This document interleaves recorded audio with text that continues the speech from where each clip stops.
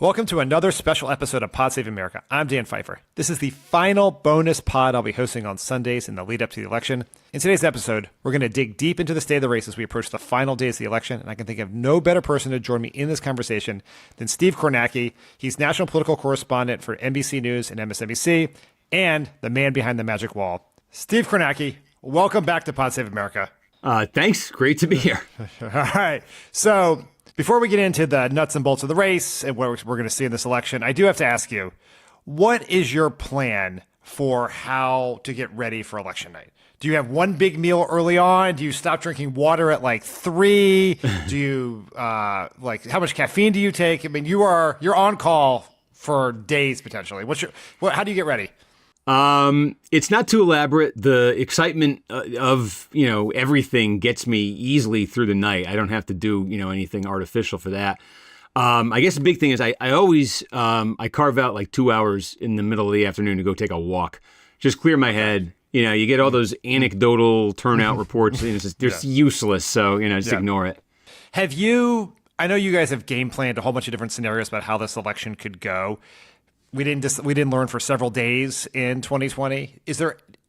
Have you guys thought about, based on changes in who's voting, how votes are being counted, when we're likely to get a result here, or what some of the different scenarios may be?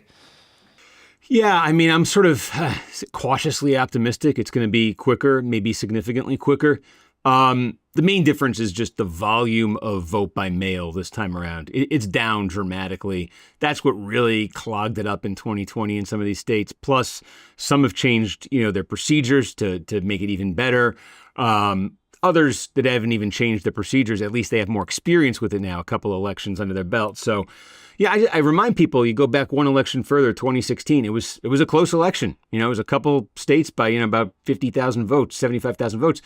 We had the verdict by 1:30 in the morning, I would say. That is a verdict I remember quite well when that came down, as you can imagine. All of the polling suggests that this is one of the closest races in history. We're basically at a 1-point Harris lead in most of the national polling averages. Battleground states are, at least if you look at the New York Times average, all under 2 points, many of them tied or under 1 point. How are you sort of seeing the race along those lines? Yeah, I'm sort of at the point where, I don't think it's going to change dramatically. I don't know if I'd even trust it if a bunch of polls suddenly showed some kind of movement. My overall thing here, the last 2 months really has been, I just don't trust confidence, period.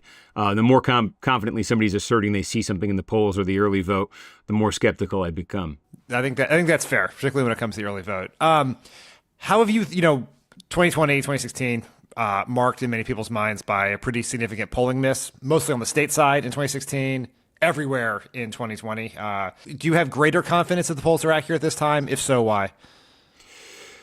Well, yeah, it's one of those cautiously optimistic things again, but there's an argument that the fact that they're so close right now across the board, Trump is running at a higher number than he polled at in the past, and the race is closer than it ever was in the polling in 16 and 20. Is that the sign that the Trump voters who were missed in 16 and 20 are now being accounted for? Whether that's because of methodological changes from pollsters, did it self-correct? Was the big miss in 2020 more the product of just the weirdness of COVID, the pandemic? Did that somehow? So, I mean, that's one way to look at it. But yeah, I mean, when it's happened 2 elections in a row, I don't discount the possibility that again, the Trump vote's undercounted, maybe not by as much, but even by a little would make a huge difference. And poll misses do not always have to favor Republicans. Yes. We've seen it before the other way, and that I'm very alert to that possibility too. I mean, the other thing I always try to tell people is if the polling has Harris up 1 in Michigan and Trump wins by 2, that's not actually a polling error. That is within the range of expected outcomes. So you would need something. There's a chance that this could end up where we have a big polling miss one way or the other, but it's the more likely scenario in a race this close, if you look at 16 and 20 as benchmarks, is the outcome is likely within the margin of error of the polling average, which is not an error. It just is the reality of, it's like 2022, right? Some states, they underpredicted Democrats. Some states were right on, but historically accurate polls, right? Yeah, I mean, like the big miss in 20, for instance, was Wisconsin. It was the worst of any swing state. The average was about 8.5 for Biden going into Election Day.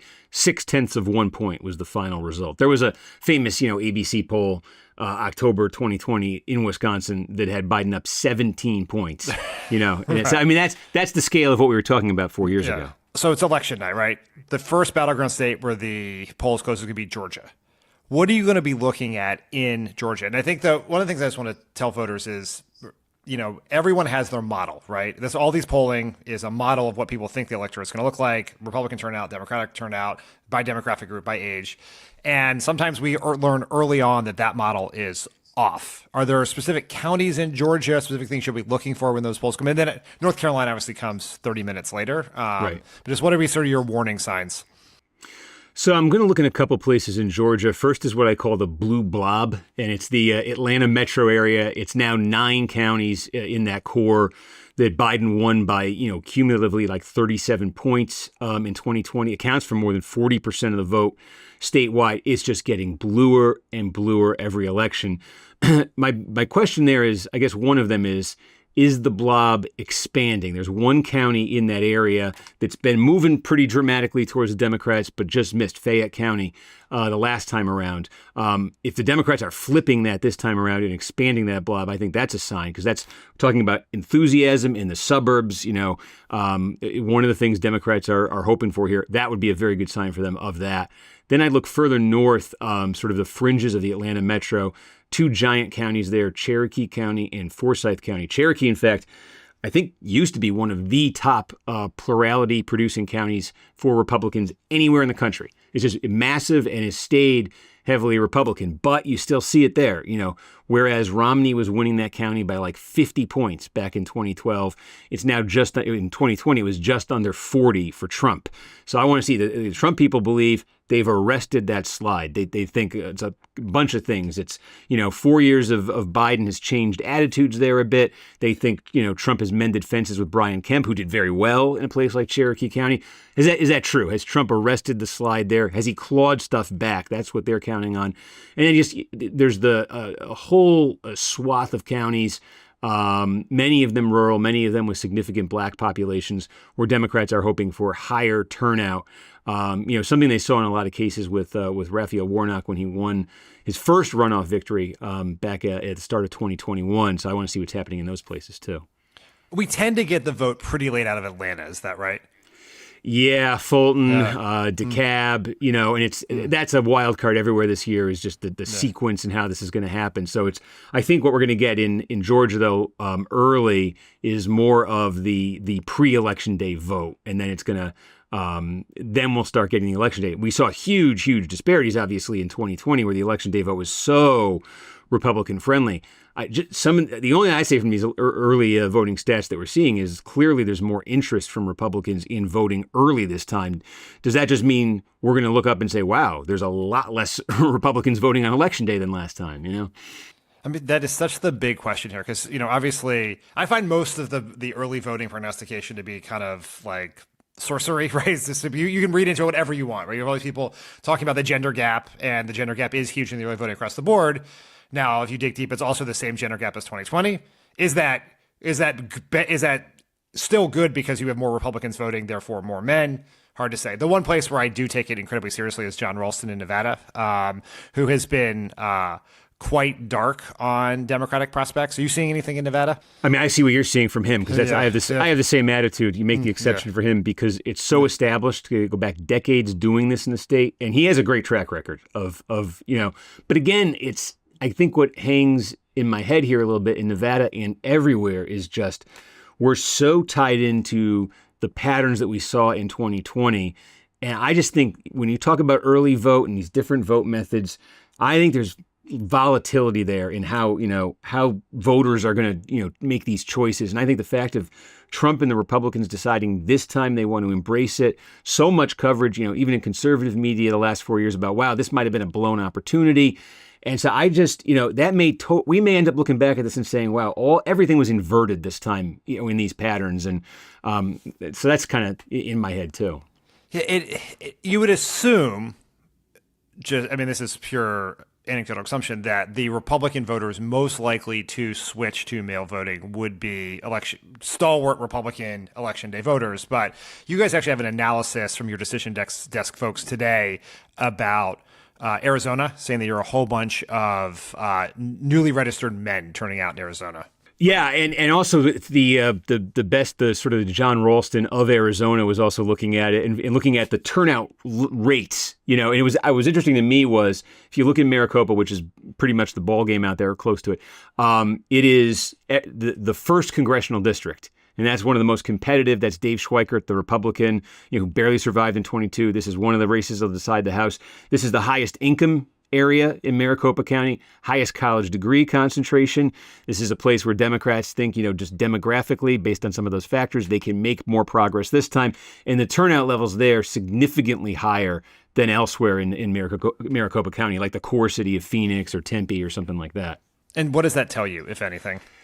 Well, then that's the question. How do you read it? Are those, are those the types of Republican voters who are kind of turned off by Trump? Because you look at, demographically, that's where Trump has struggled among traditional Republicans. Or have they made peace with Trump and they're just, they're ready to go? And I'm like you. That's why there's that sorcery we're talking about here. Yeah. Let's move around to North Carolina. It's the next state where the polls will close. Anything you're looking for specifically in North Carolina? And do you guys have any sense of whether the hurricane is going to have impact on vote counting in that state? Yeah, I don't get the sense on the vote counting side. I guess there's been some reports that there's a little bit less participation in the Western North Carolina area. We were running the numbers the other day, and I didn't see a very big difference there. What I'm looking for mainly is a couple things. Similar to Georgia, Eastern North Carolina, there's a swath of, large black population, generally rural counties.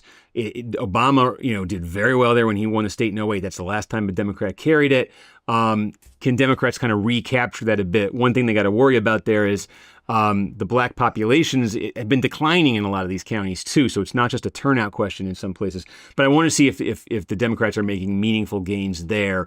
And then I want to look at, there's a counties outside of the sort of big major metros, just outside of them, bedroom community counties, down by Charlotte. You got Union County, and similar to what I was describing with Cherokee and Georgia, big bedroom community suburbs, a lot of banking industry kind of affiliations there. Went for Trump by 30 points in 2016. Came down to 24 in 2020. Is he arresting the slide? Is he clawing it back? Similar just outside Wake County, where Raleigh is, the other big population hub. Johnston County, just outside of there, similar story. I want to look at that. Nash County is right around there. That's one a lot of people are talking about. So, and then there's just, in all these states too, there's the question of you can't pinpoint a single county, but you've just got this like collection of, in North Carolina, dozens of counties, rural, small population counties where Trump has expanded the Republican support by leaps and bounds, even from where it was under Romney 12 years ago. Take those collectively. Is he continuing that trend or not?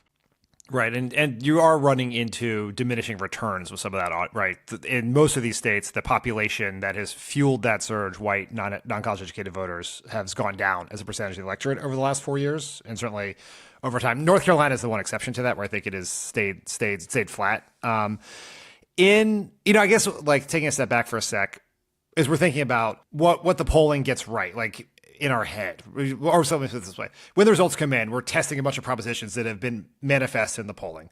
The two big ones I guess three big ones. One is Trump making gains with black voters, particularly black men, working class black men? We will get a sense of that in Georgia and North Carolina, depending if he is improving on his margins in those counties you talked about, particularly those rural black counties in both those states.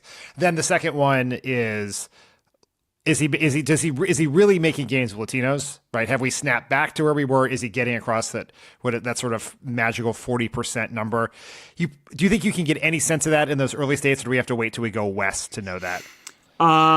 I'm going to cautiously look at Florida, which closes at 7 and reports very efficiently. Not for Miami-Dade, because Miami-Dade, Trump made huge gains there.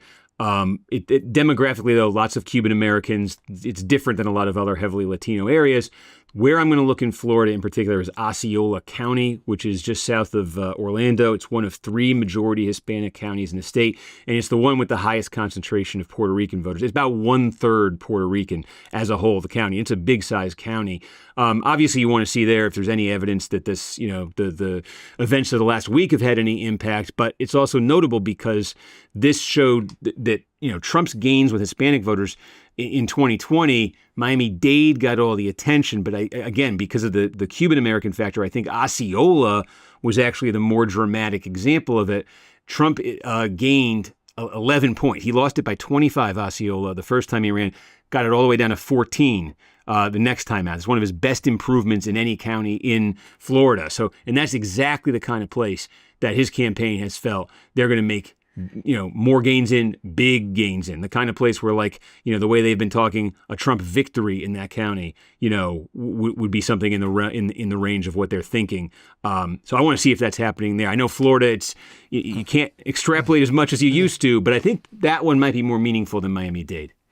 Yeah, it was. And I probably left off my list because it's A, not competitive, and B, a lot of emotional PTSD as a Democrat in Florida over the last few cycles. But it is also, that is when every Democrat knew we were in big trouble in 2016, was when Florida dumped in the mail and early vote, and all of a sudden it looked very different than we thought. In part, that election was less about Latino gains, but then similar in 20, big alarm. And we're going to get that vote pretty fast, right? In Florida, at least. It is state law. Within 30 minutes of poll close, they have to report out all the mail and early vote. Typically, that's like 65-70% of the vote in a county.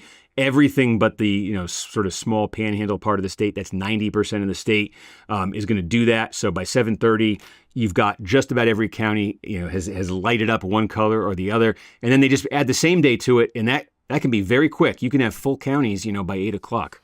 I will very much appreciate, I wish Florida was competitive for Democrats. It would make our electoral math easier. I will appreciate not being in the situation where you are hanging on, waiting for the votes from Miami-Dade and Broward to come in and possibly make up that gap, because it always takes longer than you think and it doesn't go as far as you want it to. And so I at least have that emotional trauma removed. All right, let's switch to Pennsylvania.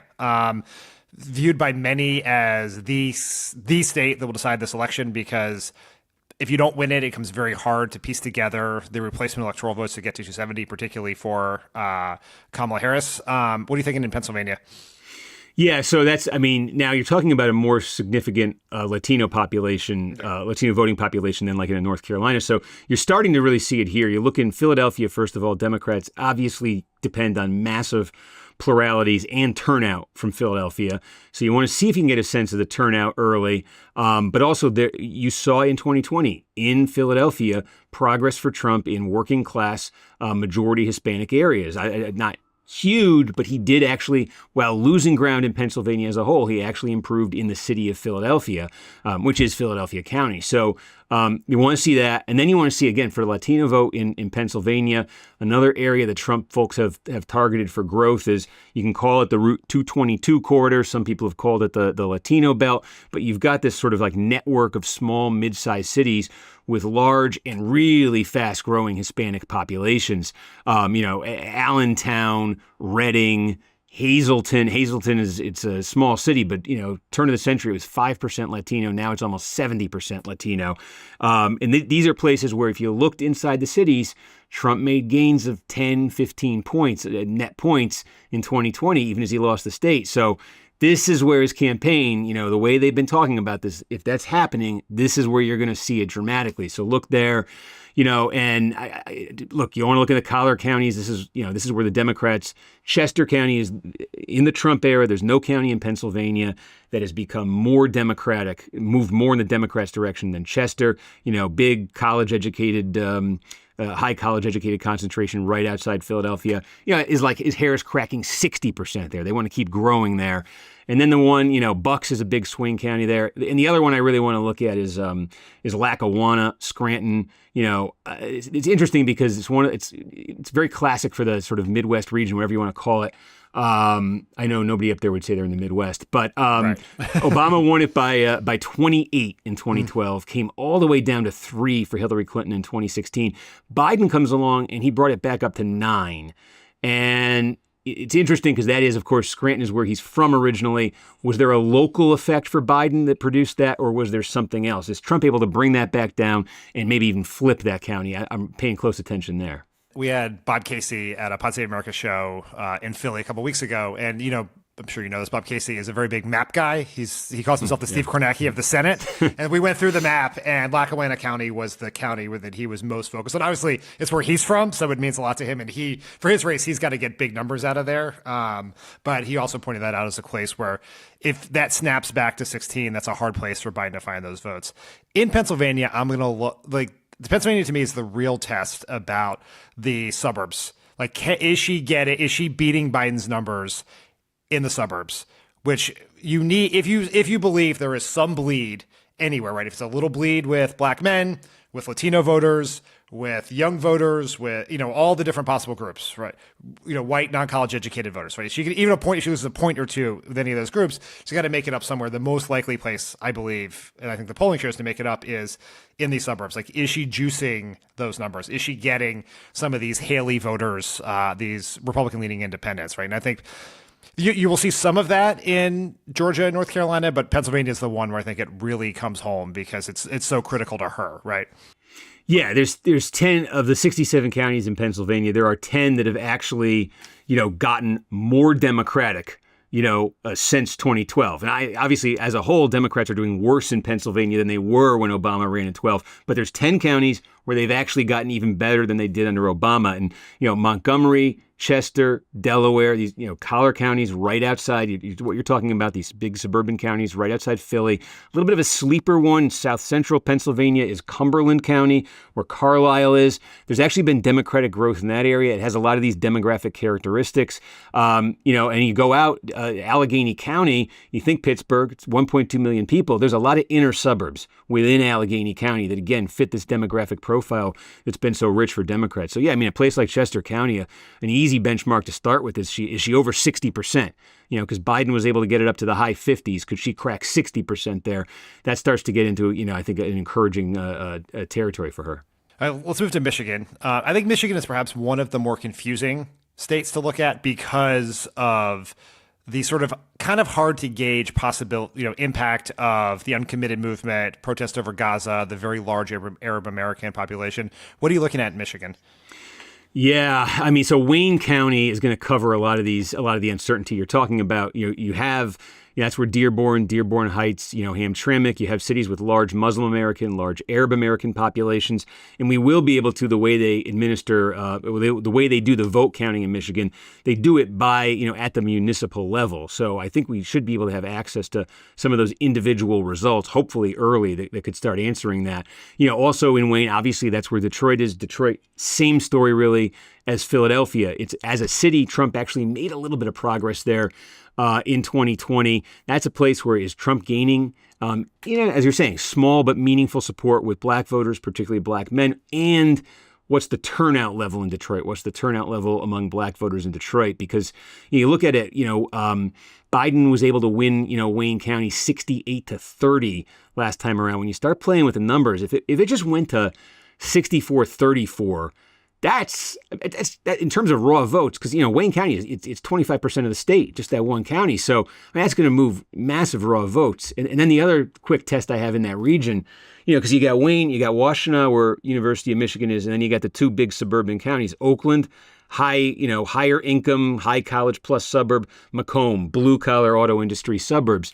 And measure Macomb against Oakland. This is one of the tests I'm going to do. In 2016, when Trump won Michigan by a sliver, Macomb, his support in Macomb, he won it by 12, almost completely canceled out Hillary's support in Oakland, which she won by 8. So they basically canceled each other out. In 20, when Biden won Oakland by 14, and Trump only won Macomb by 8. And there was actually a net difference of 70,000 votes in the Democrats' favor. And they won the state by 154,000. So almost half just came from that disparity. So, I want to know, are we looking at a tiny, insignificant disparity between them, or is it netting out in the Democrats' favor like it did 4 years ago? Yeah. And for our listeners who may not know, Macomb County is the quintessential home of the Reagan Democrat, the voters who left. This is where the famous study that Stan Greenberg, Clinton's pollster, did to look at why Democrats were losing working class white men. This is Macomb County. And once again, finding a similar level of significance. Because for a long time, that was the county everyone was looking at to see if we were holding on to the New Deal coalition or not. So it's welcome back to the news, Macomb County. All right, let's move to Wisconsin. Wisconsin is interesting because on paper, it should be the most difficult of the blue wall states for Democrats. It's the whitest. It's the most rural. It's been the closest. Not that any of them were particularly large, had large margins recently, but Wisconsin was about a half a percentage point. Yet for a long time, it's the one Democrats felt best about. I think that's shifted a little bit in the last few weeks here as the polls have narrowed there and Tammy Baldwin's race has narrowed as well.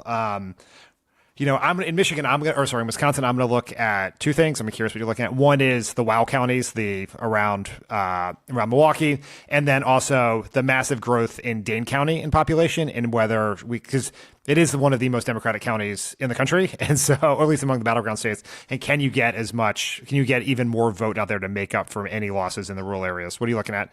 Yeah, no, I mean, exactly. It's like geographically, Wisconsin, just if you paint the map, is very red right now. The Democratic support, as we see in so many places, increasingly geographically concentrated. In Dane County, they just keep squeezing more and more out of Dane County every election. I think every election this century, the Democratic plurality in Dane has grown. They got it up to 181,000 in 2020. There's a test right there. Are they hitting that number? Are they getting higher again there? Because they increasingly need it to compensate for these losses they've taken everywhere else in the state. Milwaukee, again, very similar to what we talked about with Detroit and Philadelphia. Trump showed a little bit of signs of inroads there in 2020. Are we seeing more of that, or not? The WOW counties of the three WOW counties around Milwaukee, Ozaukee is the one that I'm most interested in because it's moved the most dramatically away from the Republicans. It was 55-43 for Trump in 2020. That was the best performance for a Democrat there since LBJ in '64.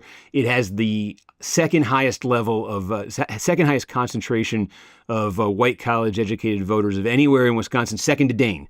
So that's a place where, if the Democrats are having a big night, Harris is threatening to win a place like Ozaukee County. And then we say, wow, I like to say bow wow, because you've got the Brown, Outagamie, and Winnebago counties, Fox River Valley, and they all tell the exact same story. This is Green Bay, Appleton, Oshkosh, and they tell the exact same story. Trump, surged. Trump got up to about a 10, 12 point win in 2016 in these counties, and then he gave back some of those gains, not all, but some, and he lost them by mid-high single digits. And so, is he back at 16 levels in the Bow counties, or is he still back in the single digits? Because he needs to get back to where he was there. Okay, let's end this little tour of the map in Arizona, which is a state that I think Democrats genuinely feel the worst about among the seven, although many believe it's still very winnable. But it's the one in the polling average where Trump has the largest lead. Once again, that large lead is 2, so it's not gigantic. What do you look at in Arizona? Yeah, I mean, it's it's a Maricopa County. It's 60% of the 60. A little bit more than 60% is going to come out of there. And then south of that, you got Pima, where Tucson is, and another 15% is going to come out of there. So more than 3 out of 4 votes coming from those 2 counties. Unfortunately, with Maricopa, we can break it down by congressional district. So I was mentioning earlier the first congressional district, that Dave Schweikert's seat. I think we want to key in on that one, kind of right away. The other question, though, in Arizona, too, is it's the Hispanic vote. Because again, by exit polling in 2020, Biden carried the Hispanic vote in Arizona by 24 points, 61-37. I pay attention to the polls that come out there, and the Hispanic number is it's all over the place. There was one, so hard. there's one that had Trump up 7 with Hispanic voters in Arizona recently. I think it was the CNN one this week, had Harris up 18. But that's where, again, given how tight the margin was in 2020, even a relatively small gain with Hispanic voters could erase for Trump, that gap. Just a couple more things before I let you go, because I know you are very, very busy. On the Senate, barring some sort of, recount sort of situation, there's a good chance we're going to know who has the Senate control in the first 24 hours here, right? Given the size of the states where this is happening, and where they're going to count. Is that right? Yeah, I mean, look, once you take West Virginia officially, off the table and the Republicans get that pickup, Ohio should be a pretty efficient vote counting state. So you'll know kind of Sherrod Brown there. And then if Brown doesn't hang on, I mean, you'll have Tester later, but if Brown, doesn't hang on, then Democrats have to pull a rabbit out of the hat somewhere. It'll be clear if there's any chance for them to do that in Texas, I think pretty early. And then there's that wild card in Nebraska. I know not technically a Democrat, all of this stuff, but, again, barring something like that, if Ohio is a, 4 or 5 point win or something for the Republicans, you'll know that on election night. And then finally, the House, good chance we're not going to know the House for weeks, right? Because we're going to be waiting for California ballots. If the House proceeds as we suspect, and there's not some sort of giant wave, and we're down to a few seats probably decided in California, you have second maybe to New York, the largest batch of toss-up winnable races. They don't count those votes. Those votes can be postmarked by Election Day. Is that right? So they're coming in for a while after that. Well, yeah, they're coming in for a while. They're very slow at counting it, and it's another conversation. But yeah, I mean, it could be for the House. It could be election month if we're waiting on them. All right, well, we'll try. Hopefully, you don't have to wait on them, and you can actually go on and get some sleep over that period of time. Yeah. Steve Kornacki, thanks so much for joining us. Everyone is smarter from having listened to this conversation, and good luck. We will be watching you very attentively on Tuesday night and beyond. Thanks again. Hey, thanks a lot, Dan. This was fun. You can catch Steve as part of MSNBC's election night coverage on Tuesday, November 5th at 6 p.m. Eastern. Let's take a quick break, and we'll be right back. It's officially the last Sunday before the 2024 election, which means this is my last Sunday bonus pod of the cycle. If you like these bonus episodes, you will love Crooked and Pod Save America's subscription program, Friends of the Pod. Friends of the Pod perks include ad-free Pod Save America episodes, Pod Save the World bonus segments, exclusive podcasts, and access to our Discord community. And most importantly, subscribing to Friends of the Pod is the best way to support the work we do at Pod Save America and Crooked Media. Crooked's mission is to create a space for honest conversations about news, politics, and the world around us, and we're committed to maintaining that mission no matter the outcome of this election. But we can't do it without your support. Here's why. Building the shows and initiatives that we envision for 2025 takes people, time, and money. Crooked's offering 25% off new annual subscriptions through Election Day. With an annual subscription, you'll be saving $30 a year and supporting Crooked Media. Subscribe now at crooked.com/friends or from the Pod Save America feed on Apple Podcasts. Before we go, I wanted to answer some final questions from our subscribers. And joining me now is the producer of Polar Coaster, the amazing Caroline Reston. Caroline, thank you for being here instead of Elijah. I appreciate it. I'm really happy to be here. I don't know if it's because I haven't eaten or I've had 2 cups of coffee or I'm stressed, but I'm like actually weirdly shaking right now from anxiety. Electoral anxiety, you think? Yeah, electoral. I mean, after listening to you and Steve Kornacki, I'm just like so overwhelmed with anxiety. Yes. Channel your stress. Channel your stress by doing something in these final days by going to votesaveamerica.com and signing up. Yeah, be productive with that stress. Okay, so we got some really great Discord questions here. The first one is from Callier338. I'm from a deeply blue state that is quite far away from most swing states. Is there evidence that texting and calling folks from the other side of the country sways undecided voters? Or what kind of, how do voters respond from people who are contacting them out of state? In general, they may not know you're from out of state, so that's a plus. But the voters where that is probably most helpful is GOTV calls. And that's usually what you're going to, if you're signing up to volunteer for a campaign, you're going to be calling people to remind them to vote. These are people the campaign has decided are likely Kamala Harris or Democratic Senate or congressional voters who have not yet voted. So you're just trying to remind them to vote and giving them information about their polling places or early voting options. But everything helps. If you do what you can from a blue state, it definitely, or a deeply red state, either one, it definitely helps do it. We need to get some like really great actors who can do dialects from each state to really convince people. I think we want to avoid fraud, right? So let's okay, let's fine. Yes. I guess. Okay, this next question is something I've been really thinking about too. It's from Swinging Liberal 901. There is so much conversation about how Harris is polling with key constituencies. But how worried are you about the inability of polls to capture voters' inherent sexism and racial biases? This is a great question. It obviously it hung over both of Barack Obama's races, 2016, and then obviously it props in the most vivid way possible in Kamala Harris's election. And so we don't know. Now, back many, many years ago, Tom Bradley, who was the black mayor of Los Angeles, ran for governor. And the polling showed him winning. And then he ended up losing the governor's race. And then that became known as something called the Bradley effect. And the Bradley effect was this idea that people will tell pollsters that they are willing to vote for a black candidate, but then when they actually get into the voting booth and are asked to pull the lever or fill in the bubble or whatever you're doing, they won't do it. And so that they basically, this idea is they lie to voters to seem more racially sensitive than they are. There was some sense that a similar thing happened in 2016 with Hillary Clinton. Now, studies have shown, like retroactive studies that looked at the Bradley election, that is actually not what happened. It was actually just a polling error. There have been some political science and sociological experiments to test this proposition and have not found that it exists. There isn't a lot of evidence that inherent or silent sexism is why the polls were wrong in 2020. Now, this is not saying that racial biases and sexism are not huge parts of the electoral calculus for people and overhang these elections. That is absolutely true.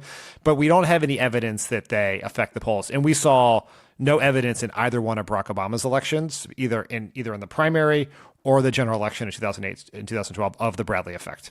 He actually outperformed his polls. Oh, okay. So if they're not voting for Kamala Harris, it's not because she's a woman. It's just No. It's just because they hate her. No, this is a very important point. They may be sexist and racist, but the question I think here is about whether sort of silent sexism or racism or hidden sexism or racism is skewing the polls in her favor, right? So in other words, people are afraid to say that they aren't supporting her because they're afraid of being labeled sexist or racist. Right. And there's not evidence of that. But I'm not trying to argue that misogyny and racism are not huge factors in an election with a black woman running for president of the United States. All right. Next question. Anna Del Hunt asks, if we lose, I'm not sure I'm going to find the strength to face the next 4 years. Obviously, I'm going to do what I can now. But what about on November 6th or whenever we find out? What should I do? Any tips? I don't know how much value there is in preparing ourselves emotionally for what comes next if Trump were to win. I think we should focus our energy on doing everything we possibly can to make sure that does not happen. If it does happen, it's obviously a deeply frightening, deeply dangerous, it's a crisis, right? It's a crisis. And there are people in this country who are going to be hurt in terrible ways. It's going to be scary. And we can all, if that were to happen, we can all get together and figure out what we're going to do after that, because there's going to be huge responsibility for all of us to do what we can to prevent the worst things from happening as we mobilized in 2017. But do not waste your time and energy and mental space right now thinking about that is my recommendation. It would be take that energy and focus it on trying to win this race, because it is so close. It is very winnable. It's in the margin of effort. We can absolutely do that. Okay, this is a similar-ish question, and then we'll get to something a little more positive. But down the ballot, 96 asked, I already voted, I've phone baked, I've canvassed in swing districts, and I'm so stressed about having nothing to do on election day. Is there anything productive I can do on Tuesday beyond just watching cable news?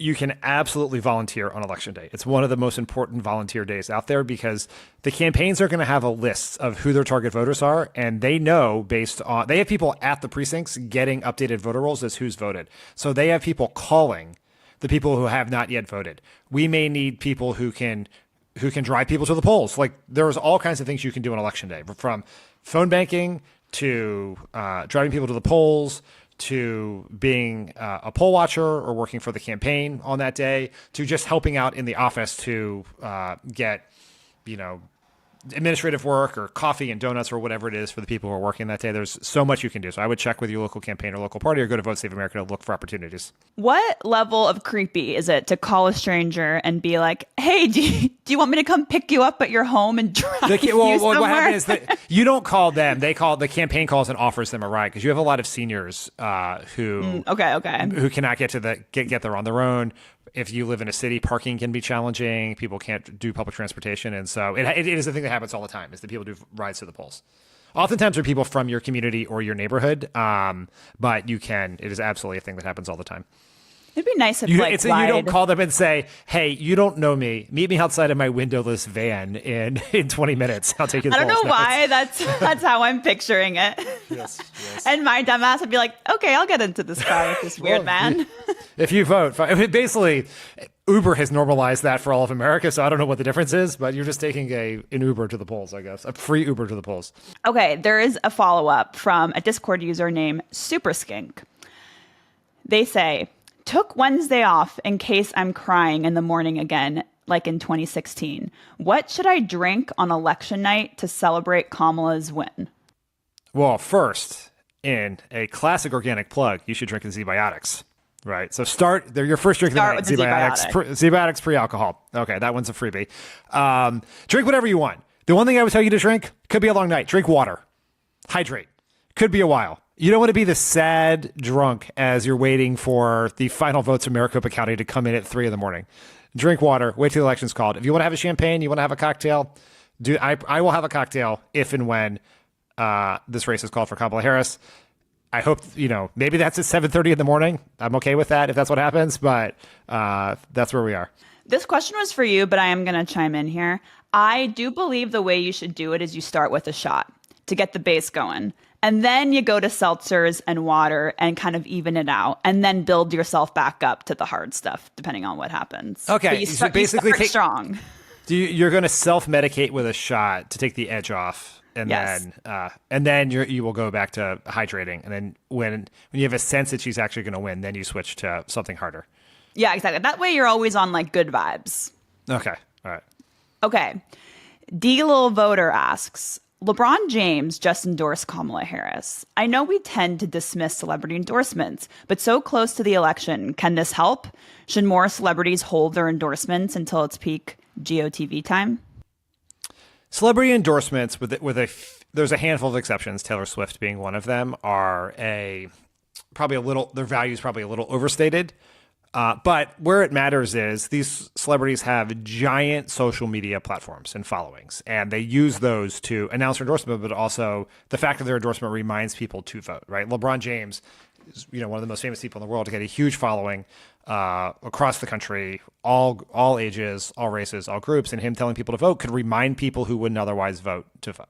And it is less that the people are like, oh, I wasn't really sure which candidate I liked on minimum wage, but I also care about immigration, but I also care about abortion. What do I do? And it's like, oh, Jennifer Lopez is for, I'm in. Like, it doesn't really work that way. It's more that the reflected glory of the celebrities brings more attention to the candidate and their positions, and then they use their platforms to remind people to vote. With all due respect to Jennifer Lopez, who gave a great speech at her rally with Kamala Harris last night. So there is strategy to all these like mega celebrities waiting until the end to do it. Yeah, I mean, it's sort of, it's 6 year half dozen of the other, right? Do you want one post at the end, or do you want 12 posts over the last 3 weeks, right? It's hard to say. Yeah, I was listening to What a Day, and they were talking about the Bad Bunny effect, and Bad Bunny seems like actually a huge endorsement Bad Bunny is on at the end. Yes, especially in the wake, and there's timing to it too, happening at the exact moment of the offensive comments about Puerto Rico from the Trump rally. Like, it's a very powerful endorsement. Bad Bunny would certainly be on that list with Taylor Swift in terms of the celebrity endorsements people really care about. Man, I know it's been said before, but Democratic Party is so much more fun. Like, we just are such a better, more fun party. We got all the celebrities, we got all the good music. They have that random comedian. I mean, that's something we should play. We should actually play up. We need to. This is something that was very true of the party in the Obama era, and we've sort of lost some of that. But we should be the fun party. We should be the ones with the fun. And Kamala Harris has brought that back. That's the joy. I would say we had that with Obama. We kind of lost that in the Trump era, and then Kamala Harris has brought it back. Like, her rallies seem fun as hell. Right? It's not just. I mean, they're fun anyway, but the celebrities, it's all great. The music, it seems great. It's a party. It really is. Okay, here's the last question, and it is from yours truly. Oh, wow. And it's going to be a toughie. Dan, who's going to win? I will not answer this question. I will not. It is a cardinal rule of Pod Save America that after 2016, we don't make predictions. We focus our energy on trying to make what we want happen as opposed to guess what's going to happen. The thing I will say is this is an incredibly close race. You could argue either way for, like, you can make a reasonable, rational, credible argument that either candidate is favored. The political environment is very much in Trump's favor, right? Kamala Harris is the better candidate with a better campaign. I think, and I wrote this in my newsletter message box this morning, I think there are 3 reasons for optimism for Kamala Harris down the stretch. One is the Democrats are more enthusiastic than Republicans. That's something that has not been written about much. The Democratic enthusiasm is at the same level right now for Kamala Harris that it was for Barack Obama in 2008. And enthusiasm matters a lot, particularly when you have built an organization, as the Harris campaign has, to harness that enthusiasm into action, into votes. Second, if you look at the polling, the economy is the top issue for everyone. It is everyone's most important issue. It's one where Trump has had a huge lead. He had a 20-point lead on Biden at one point. In the most recent New York Times Siena poll, that lead is down to 6 points. Kamala Harris doesn't have to beat Donald Trump in the economy, but she has to reach a certain level of credibility and trust that the voters who are cross-pressured, where they don't like Trump, they don't like January 6th, they don't like how he acts, but they also are deeply concerned about the cost of gas and the cost of groceries and their economic future, trust her enough to be willing to turn the page on Trump. And the third reason is, and this is something that I know everyone listening to this obviously listened to my conversation with Ron Brownstein last week, but we are not talking enough about how the demographic shifts in Pennsylvania, Michigan, and Wisconsin in particular have moved in the Democratic's favor. Trump's base is now, particularly in Michigan and Wisconsin, a 2-point, let me say that again. In Michigan and Wisconsin in particular, the base of the Trump coalition, white, non-college educated voters, has shrunk by 2 points as a share of the electorate. And that makes he didn't win that time, and his mountain is higher to climb this time because of that. And I think that if Kamala Harris can maximize her gains with core parts of her coalition, then she can win this race. All right, that sounds like a great place to end on. That'll wrap up our episode for today. Thank you to Steve Kornacki and to Caroline and our subscribers for the questions. If you're a friend of the pod subscriber, I'll be on your feed again soon for a new polar coaster. Thanks, everyone.